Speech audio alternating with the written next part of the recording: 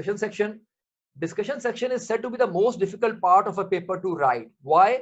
Because discussion is basically based on the literature search that you have already conducted.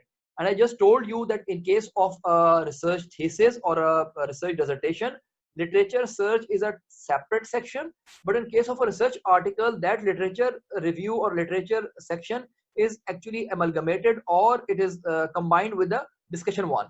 So it is said to be the most difficult part of paper to write, because you can actually write many pages on this topic, and still you will have lot many literature to cover. So one of the recommended protocols for writing a good and focused discussion is that you should begin with a brief summary of the main finding. So whatever are the important finding of your research, please describe or explain those research findings in a single paragraph at the start of the discussion section.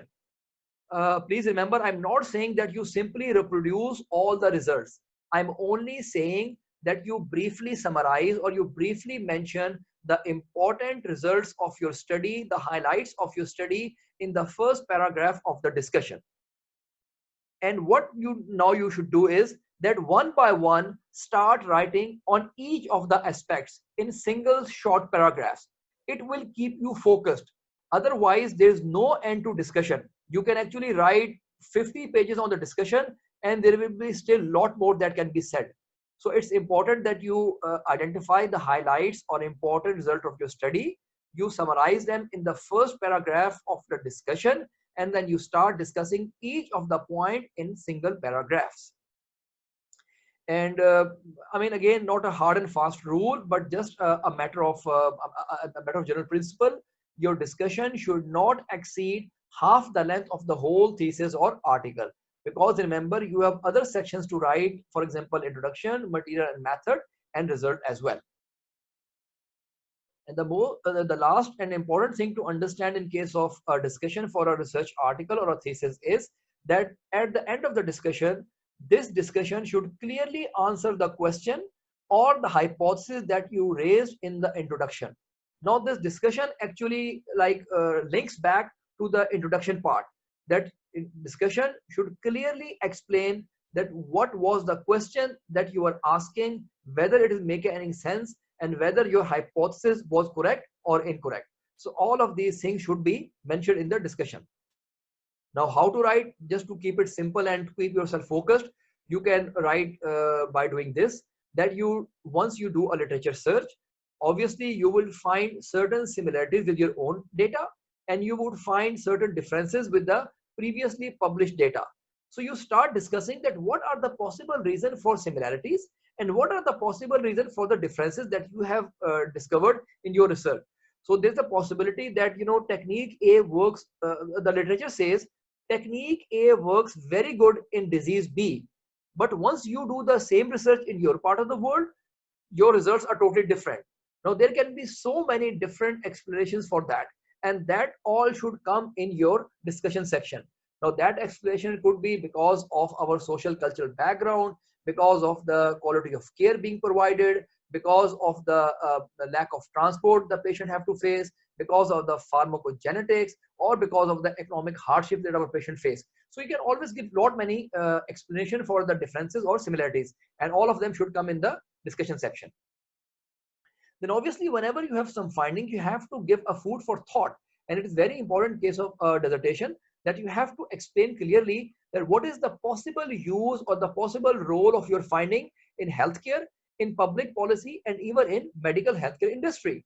Because whatever research you do, I mean, not all of your research is going to be a groundbreaking research or lead to a Nobel Prize, but some of your research might actually give a lot of food for thought for people working in the healthcare, or for people working in the public policy with the general public, or working in the healthcare industry. So if your research raises certain interesting things, you might want to give a food for thought and discuss or recommend the possible use in the following. In some journals, they have a special section, but in dissertation, probably it's mandatory, and it is highly recommended that you should have a section of strengths and limitation of your own research.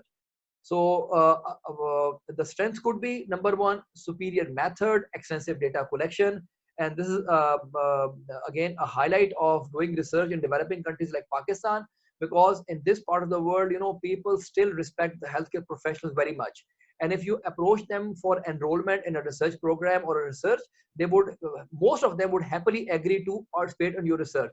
So there's a possibility that some research was published in the West in which they did intervention on 100 patients, and you would be able to recruit 4 or 500 patients for the same intervention in Pakistan. Why? Because Pakistan is a highly populated country and healthcare is not very much developed, and the few centers of healthcare and physical therapy that we have in Pakistan, they have a lot of patient inflow. So you might say that the research was published 2 years back on 100 patients, and my data set is of 500 patients. So it's your strength of the study. Superior method. So for example, the last study that was published on this topic of functional outcome in stroke, they had two outcome measure tools, and you have used three outcome measures, and you have also included quality of life assessment. So that's the strength of your study, because initially people only used to measure two outcome tools, and you have used three outcome tools and also included quality of life. So if it is a strength of your study, please mention and say the strength of your study upfront. It's going to help you out. At the same time, please do not forget that no research in the world is perfect or flawless. So you might be having certain limitation or shortcomings. So it's better that you mention those limitations yourself, instead for peer reviewers and readers to think that you are unaware of them. So what could be the limitation? Small sample size. I just told you, cerebral palsy. So you can find a cohorts of 20,000 cerebral palsy patients from USA, Canada, or Europe. But in Pakistan, it's probably very unlikely that you're going to get a cohort of 20,000. So your cohort might be of 1,000 patients. That's a limitation. But again, you have to mention that. Short follow-up. We do not have a good follow-up system in Pakistan because patients, they do not come back again, and we do not have those kind of electronic record management systems. So there's a possibility that the research on a certain intervention of physical therapy had a 5 years follow-up, but your follow-up is only for 3 months. So that's a limitation. Please mention that. Incomplete data. If you have some incomplete data and you were not able to collect data from the patient on every visit, you were unable to collect a blood sample from the patient, all patients, or you were unable to run certain tests in the patient, please do not fabricate or please do not cook up data. Simply mention that as incomplete or missing data. It's totally okay. People realize that in the real world out there, researchers do face certain constraints, and sometimes they are unable to collect the data 100% as they planned. It's better to be honest and clearly say that I was unable to completely collect data on all parameters for my patient, and we missed out on 3 parameters in 5 patients. That's okay. Please mention that. Then again, if there are certain possible sources of bias, for example, it's a common scenario, students, they do research on physical therapy technique A versus physical therapy technique B in the management of, let's say, osteoarthritis of the knee, and they would explain that randomized control trial in a beautiful way and write everything in detail. And I often ask them the question, you are working in Pakistan, so did you consider that whenever your patient goes back home, he also takes certain medication? And there's a possibility that the pain relief that the patient got was not because of your intervention, it was because of the good analgesia that he was regularly taking 3 times a day. Now that's a possible source of bias. Sometimes you can manage that, sometimes you cannot manage that. If you cannot manage that, please clearly explain it as a limitation of the study. Common mistake that people make in discussion, again, repetition of data presented in the result section. Again, I explain it to you again. You have to mention the summary of the results. You do not have to simply copy and paste all the results already discussed. Incorrect interpretation of the finding.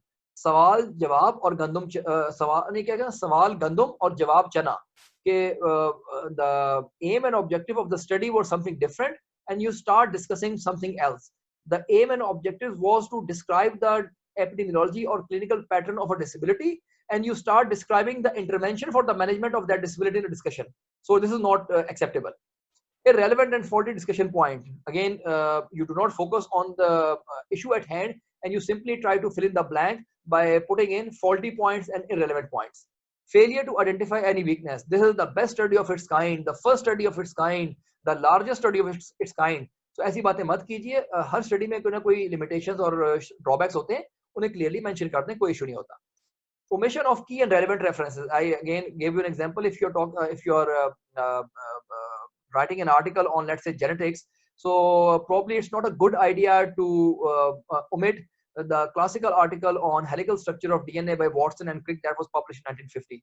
And same goes for any technique of physical therapy. If there is a technique of physical therapy that was established in 1960s, so again, it is a very old article, but because that article created that technique and introduced the people to that technique in the world, so it might be important to reference that particular article. So if you omit that key article, it's not going to work for you. And then explanations are too long, verbose कि मतलब बस लिखते चले गए लिखते चले गए लिखते चले गए. Don't do that.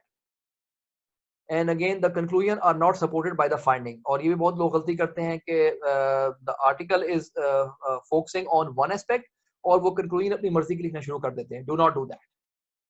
So again, this is known as hourglass pattern. अगर आप नोट कर सकते हैं कि basically hourglass pattern में है कि basically the introduction is the background और background बहुत वसी होती है. It is unlimited. हजारों लाखों article publish हो चुके हैं.